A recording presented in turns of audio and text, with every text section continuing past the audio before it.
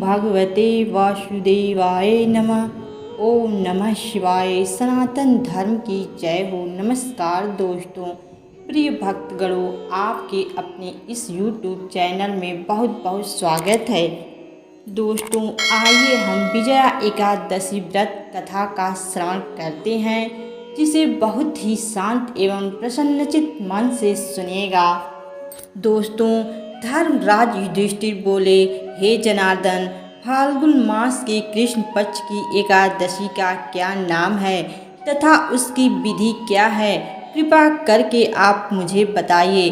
श्री भगवान बोले, हे राजन, फाल्गुन मास के कृष्ण पक्ष की एकादशी का नाम विजया एकादशी है। इसके व्रत के प्रभाव से मनुष्य को विजय प्राप्त होती है।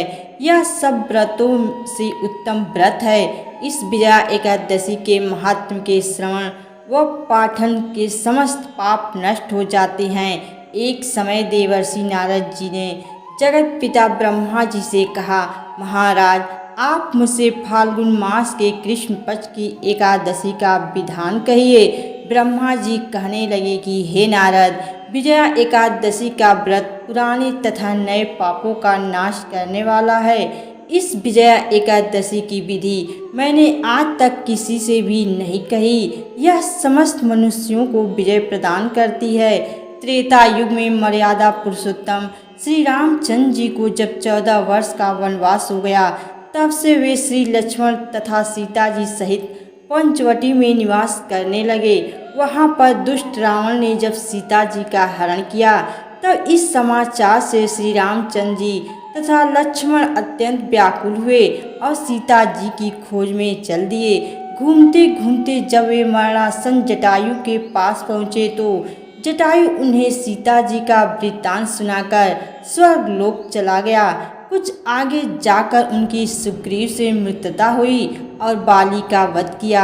हनुमान जी ने लंका में जाकर सीता जी का पता लगाया और उनसे श्री रामचंद्र जी और सुग्रीव की मित्रता का वर्णन किया।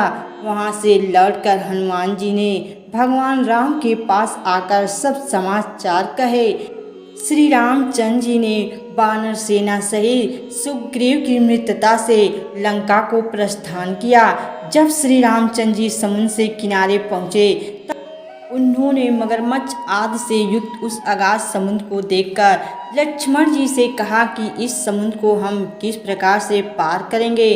श्री लक्ष्मण जी ने कहा, हे पुराण पुरुषोत्तम, आप आदि पुरुष हैं, सब कुछ जानते हैं। यहाँ से आधा योजन दूरी पर कुमारी द्वीप में वक्दालभ्य नाम के मुनि रहते हैं। उन्होंने अनेक ब्रह्मा देखे हैं।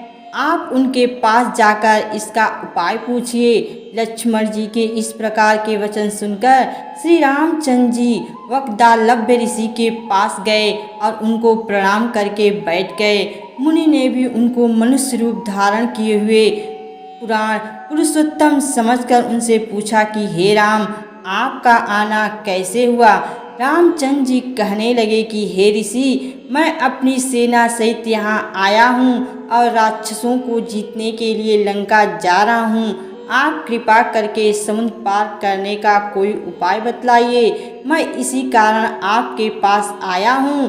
वक्दालभ्य ऋषि बोले, हे राम, फाल्गुन मास के कृष्ण पक्ष की एकादशी का उत्तम व्रत करने से निश्चय ही आपकी विजय होगी। साथ ही आप समुद्र भी अवश्य पार कर लेंगे।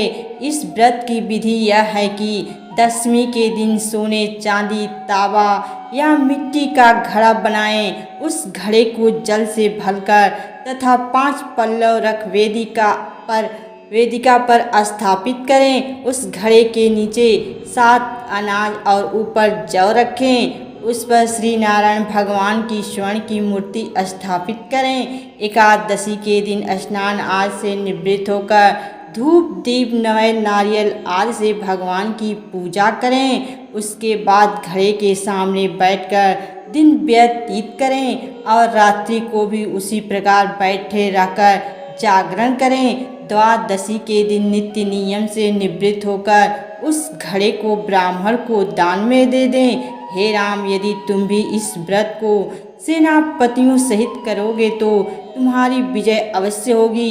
श्री रामचंद्र जी ने ऋषि के कथानुसार इस व्रत को किया और इसके प्रभाव से दैत्यों पर विजय पाई।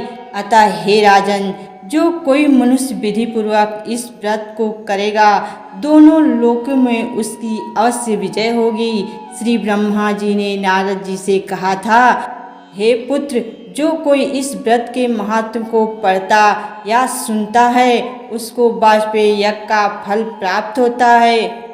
दोस्तों, इस कथा को कहने वाले, सुनने वाले तथा हुंकारा भरने वाले सभी के ऊपर भगवान विष्णु जी की कृपा सदा सर्वदा बनी रहे। ओम नमो भगवते वासुदेवाय नमः। प्रेम से बोलिए विष्णु भगवान की जय। नमस्कार दोस्तों, यह कथा आप लोगों को कैसी लगी कमेंट करके ज़रूर बताएं तथा वीडियो को लाइक और अभी तक चैनल को सब्सक्राइब नहीं किए हैं तो कृपया चैनल को सब्सक्राइब कर दीजिए। सदैव आपके ऊपर भगवान विष्णु जी की कृपा बनी रहे। ओम नमो भगवते वासुदेवाय नमः। प्रेम से बोलिए विष्णु भगवान की जय। एकादशी माता की जय।